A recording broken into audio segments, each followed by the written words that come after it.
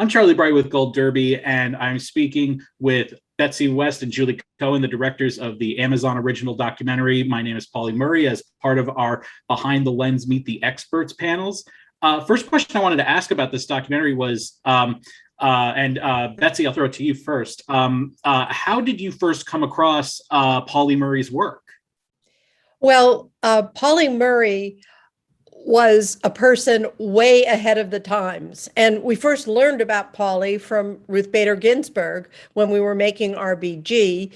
Ginsburg credited Pauli with coming up with the foundational strategy to win equal rights for women. But after RBG, we did a little research and discovered the incredible breadth of this person's life. An activist who refused to go to the back of the bus in 1940, a civil rights lawyer who had a profound influence on Thurgood Marshall, an amazing writer, a poet, a non-binary person who had such a profound impact on our society, but has not yet been significantly recognized by history. And Julia, was there anything you wanted to add to that? Truthfully, the scope of Pauli's contributions to society are huge enough that we could go on almost indefinitely. I mean, Pauli's writings are spectacular, from a family memoir to an autobiography to collections of poetry published during Pauli's lifetime. The labor activism that Pauli did, the impact that Pauli had as the first Black female-identified Episcopal priest. It's like there's almost so much to this person's life, you can't believe, A, that it happened, and B, that this is someone you didn't learn about in your elementary school social studies textbook. And Julie, I'll direct this next question to you. I can imagine for both you and Betsy that, this was, quite an undertaking to do this documentary about someone who you're learning so much about as you're making this film. And I was wondering, what aspect of Pauli's life did you find to be the most striking?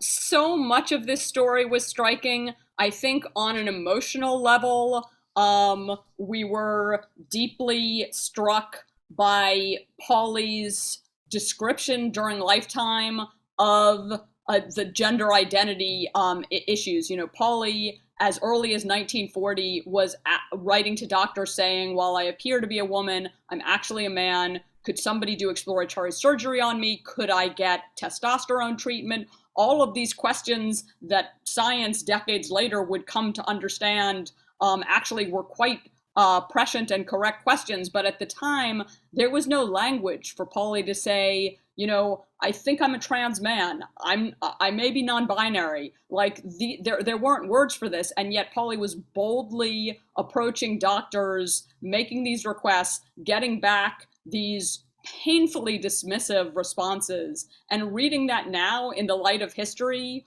was really an emotional experience, was really sad, and really something, Pauli had saved these words to be shared later, and we were engrossed in them and eager to share them with audiences. And Betsy, I was wondering what you found the most striking about Pauli. I mean, the fact that Pauli was having this private struggle at a time when there was no LGBTQ community, and yet accomplishing so much, and just moving from area to area as an activist, helping to desegregate restaurants near Howard University in 1943, writing letters, a correspondence and a friendship with Eleanor Roosevelt, at the same time criticizing FDR for his failings on racial issues. The resonance of Pauli's story became, I think, particularly evident to us last summer during Black Lives Matter and the murder of George Floyd. Pauli Murray in 1943 was writing just an unbelievable poem about the so-called race riots in Detroit in 1943, something else that most of us didn't learn in our history books. And this was when policemen and white people murdered several dozen African Americans. And, life just went on in America. The president didn't really say much about it, just that it was regrettable. Pauli Murray took him on. Sort of in chapter after chapter of this person's life, how far ahead of the times, how prescient Pauli was, and also ultimately how prescient to have saved evidence of all of this, to have saved all of the letters and the diaries, the photographs, going back into, early childhood in the teens, and left it in an archive, and also for us, luckily, audio recordings of interviews that were done that allowed us to tell this story as much as possible, in Pauli's own voice. And Betsy, this next one I'll throw to you. Why, one of the most striking things in the documentary is when Pauli talks, is when we see Pauli talking about, why not try to get Plessy versus Ferguson ruled unconstitutional, which was like 14 years before Brown versus Board of Education tried to do that. And so it's very obvious that, and she ended up laying also, like you were saying, the groundwork for gender equality under the law that Ruth Bader Ginsburg ended up presenting to the Supreme Court. Why do you think Pauli was so ahead of her times in terms of both her activism and her legal thinking? Pauli was a brilliant scholar from the time of childhood, loved to read, was an early reader, and just kept pushing and pushing to become more knowledgeable. But I think that there's something to consider about the fact that Pauli was non-binary. And even though this wasn't publicly known, I think it had such a profound impact on Pauli's thinking and understanding that the things we take for granted, sort of arbitrary boundaries, boundaries of gender, race, are just that. They're arbitrary. And I think that's what helped Pauli think outside the box, to, at a time when civil rights lawyers were accepting the reality of Plessy v. Ferguson. We're going to fight separate but equal. We're going to fight for the equal.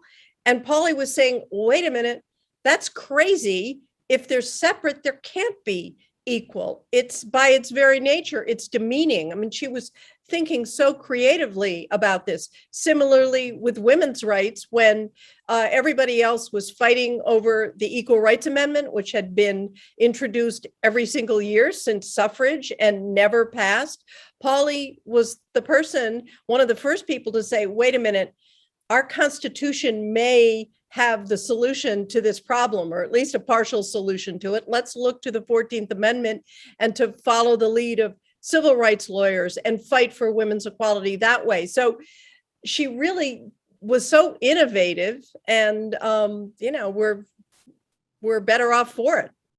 And Julie, I wanted to ask you, how difficult was it to track down Pauli's former students? The wonderful thing about Pauli Murray, someone who had passed away 35 years before we started producing our film, not only was Pauli's saving the archive a saving grace for us in terms of the material that we had to create a documentary, but also Pauli, later in life, had made a whole lot of really deep connections with younger people. That allowed us to really tell this story in a more personal way than we first thought we'd be able to. That included students from Brandeis University who initially had sparred with Pauli over kind of the tactics of the Black Power movement. Pauli was a work within the system kind of person for the most part, but when the students were into building takeovers, Pauli was not approving of that. And yet, she basically formed a relationship with these two young men who became, students, mentees, and deep friends, such that all of these decades later, even talking about the impact of this teacher really seemed like an emotional experience for them and an emotional experience for us in hearing it. I mean, you talk about tracking that down. That came about because the film's producer, Talaya Bridges McMahon, actually was able to identify a list of a number of students that had been in that class and interviewed multiple students trying to find kind of who would make the best characters. And the two men that she tracked down, one of whom actually unfortunately passed away following that interview. Like it felt like having that story to tell really felt, I think, precious to us. And Betsy, were there any aspects of Pauli's life that you wanted to include in the film, but for whatever reason you just weren't able to include? Yeah, well, for whatever reason is time, basically, and keeping with a narrative arc. I mean, Pauli accomplished so much that we did have to leave out some aspects of Pauli's story. Writing a compendium of racial laws in the 1950s, this is before the internet, remember, which Thurgood Marshall and other NAACP lawyers used as their kind of Bible for what laws to fight. That was Pauli's work, becoming the Deputy Attorney General of state of California after getting out of Berkeley, getting a master's at Berkeley Law School, being named a saint in the Episcopal Church. And we didn't really go in. We used a lot of the poems in the film, which we found so evocative and really, we thought, brought a lot of depth to the film. But we really didn't get into the amazing family memoir that Pauli wrote, which is kind of a precursor to Roots, about Pauli's mixed race family, mostly in the 19th century. I mean, it just kind of goes on and on, the things that Pauli accomplished. Well, Betsy and Julie, thank you so much for joining us for this panel, and we look forward to having you back for our group chat in just a little bit.